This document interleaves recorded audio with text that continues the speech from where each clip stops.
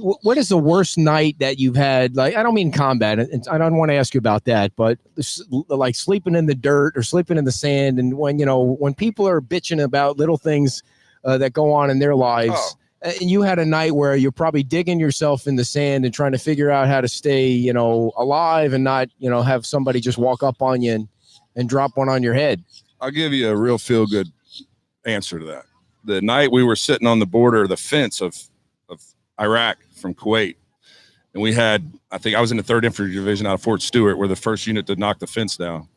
And I was one of 3 guys with a satellite phone. My grandfather. I called him up. I said, Pop,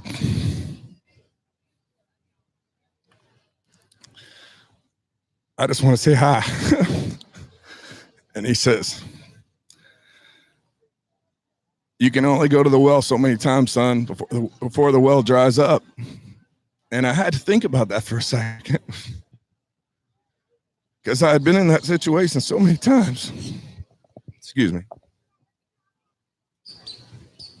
And that was the day I said, Superman is done. And once this mission's over, I'm going home.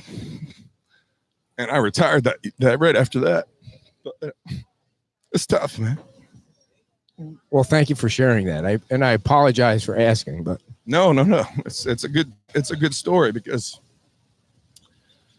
you have to talk to people with experience sometimes to get real answers. And he gave me that answer, because as far as I was concerned, I would have stayed there for the next 20 years, making sure my people didn't come home in a box. Mm-hmm.